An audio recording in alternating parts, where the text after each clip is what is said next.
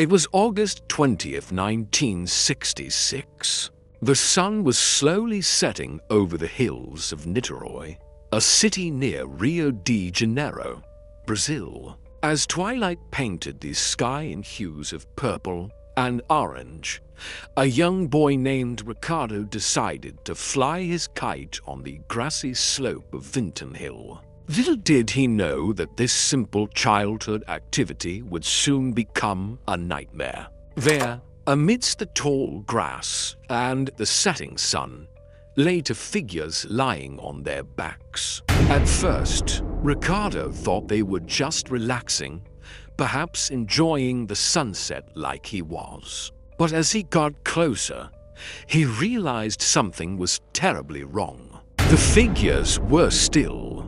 Their eyes were blank and staring upwards. And as he ran to get help, he wished he hadn't seen what he did.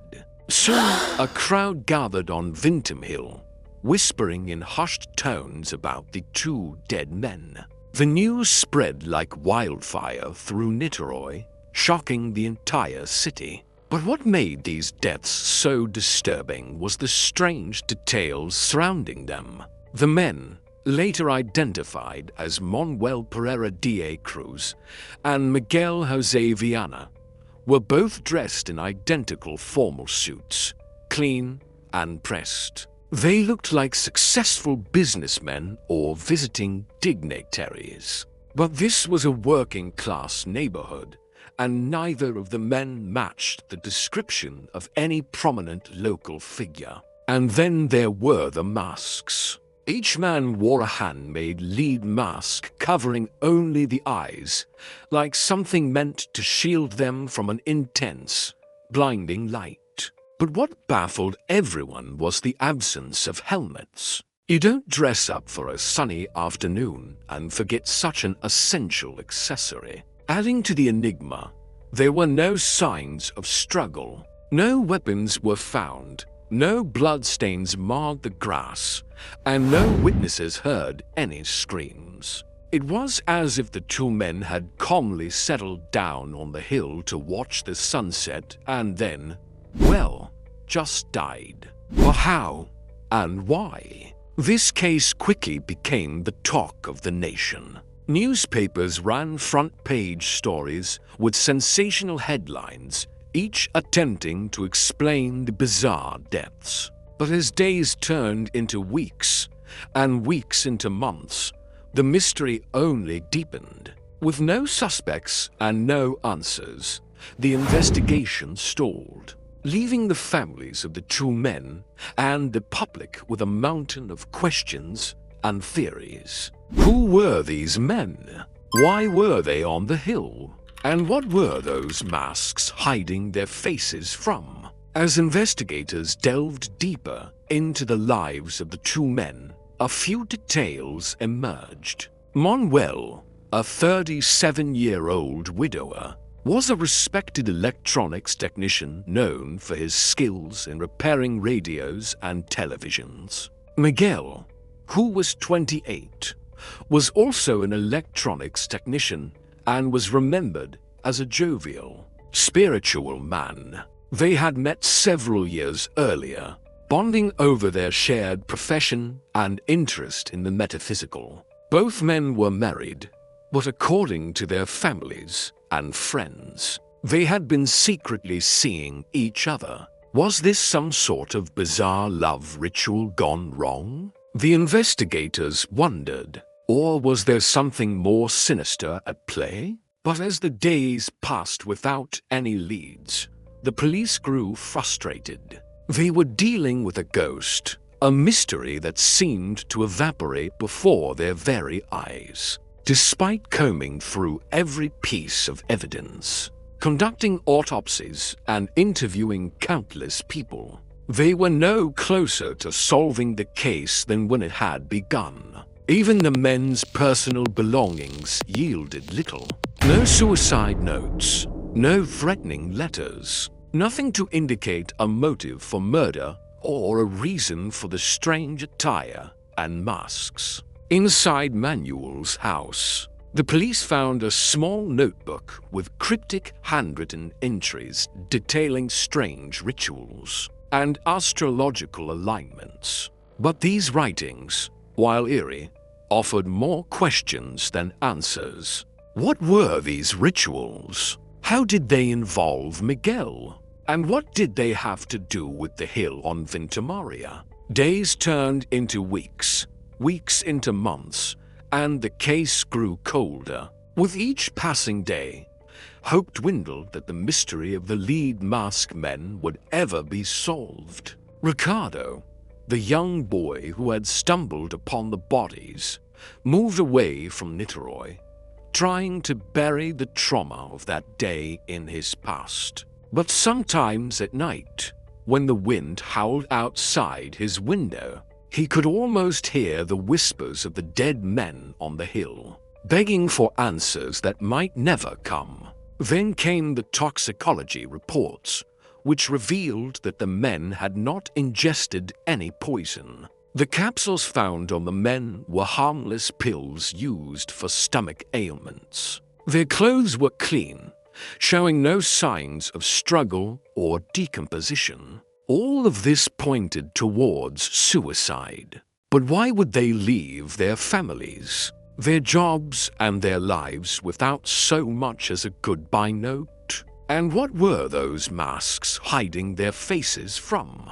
The only clue left behind was the small notebook with its cryptic writings. Was there some hidden meaning behind the men's actions? Had they been victims of a cruel prank? Or was there something more sinister at play? With no concrete evidence and limited forensic technology available in 1966, the case appeared to be at a standstill. Yet the investigators refused to give up.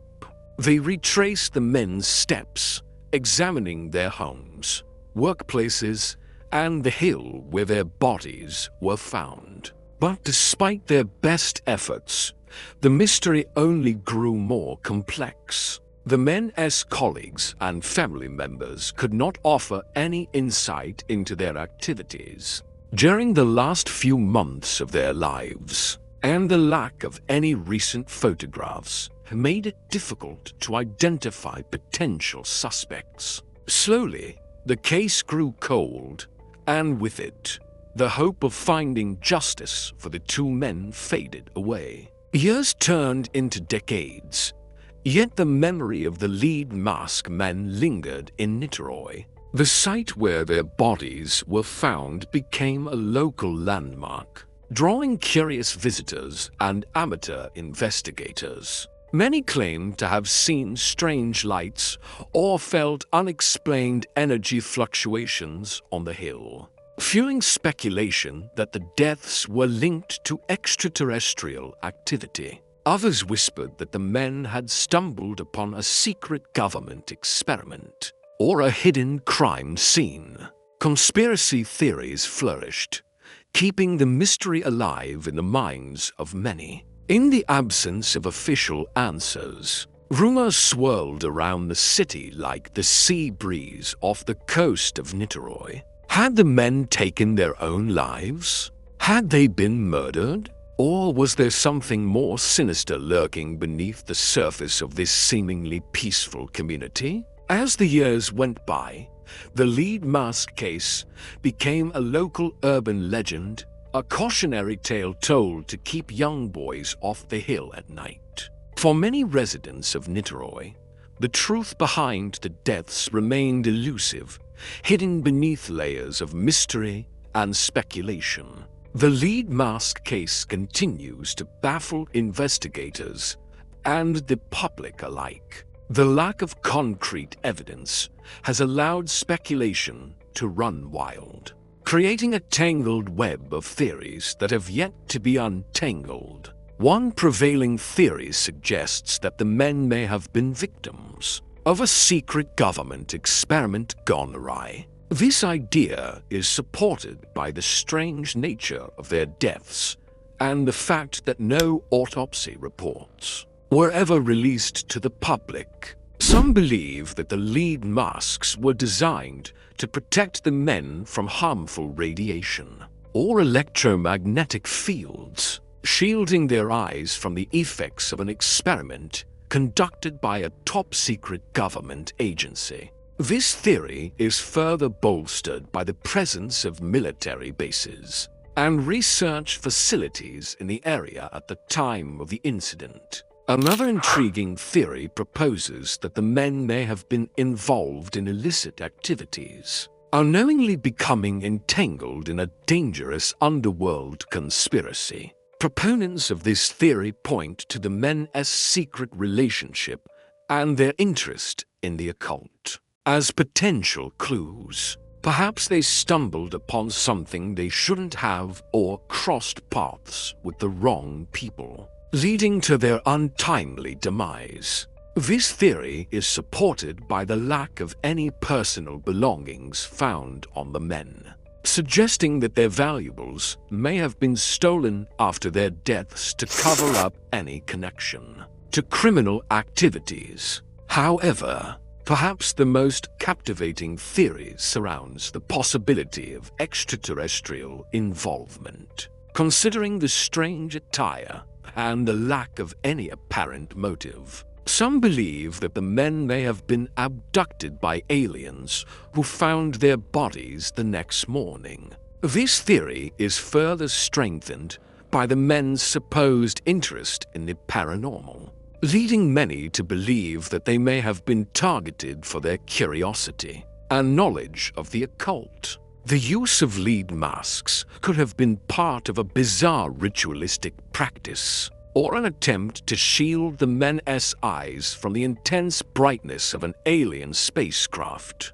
While these theories offer intriguing possibilities, the reality is that none of them can be proven. The case remains open, but with very little hope of being solved due to the lack of physical evidence and eyewitness accounts. The lead mask case continues to captivate the public imagination, serving as a reminder of the enduring allure of the unknown.